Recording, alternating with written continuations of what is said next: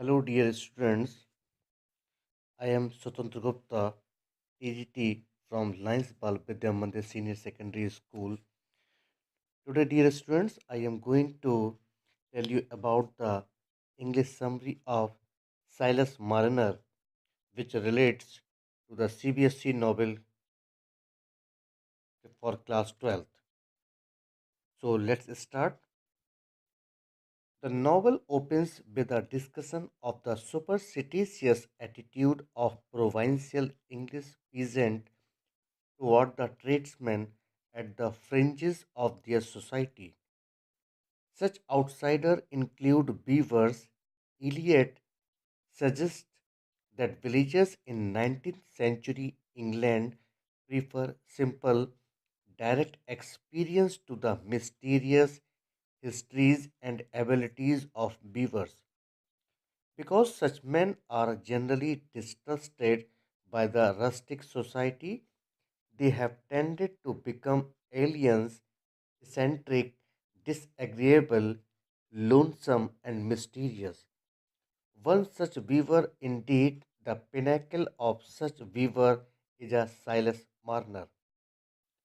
Marner is a solitary, nearsighted, crooked man with massive brown eyes and a simple, pale face who works in a stone cottage that stood among the nutty hedgerows near the village of Ravello, and not far from the edge of deserted stone pit.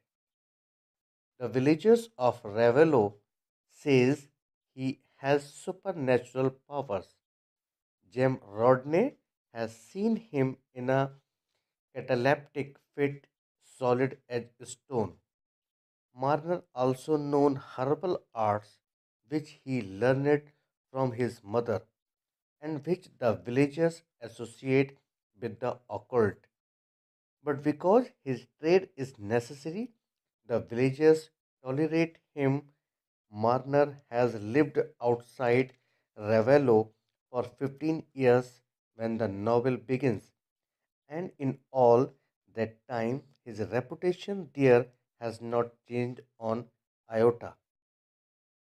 Before Marner came to Ravello, he had been an exceptionally bright and fervent young disciple of an esoteric sect of Puritanism practiced by the parishioners of Lantern Yard.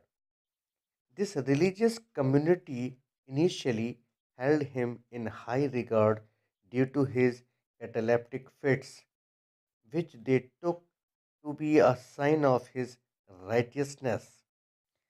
At Lantern Yard, he was wholly devoted to his best friend William Dane and was also betrothed to a young woman, Sarah. Sarah William, jealous of Marner, hatched a plot to frame Marner and disagree him in the community. One night, while Marner was sitting watch at the deathbed of a deacon of Lantern Yard, he was struck with one of his fits.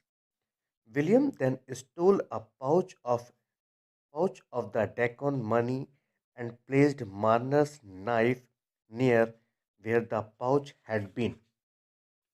When Marner awoke from his trance, he found the deacon dead. He rushed out into town to inform the church elders, only to be accused of theft because of the knife. After Marner denied the crime, the members of Lantern Yard drew lots to be certain of Marner's guilt. They drew the lots, and inevitably Marner was declared guilty. This twofold condemnation, not only by the treachery of his best friend, but also by the community of God, destroyed the young. Marner's faith completely. He left the community of Lantern Yard, declaring that there is no just good that governs the earth righteously, but a God of lies that bears witness against the innocent.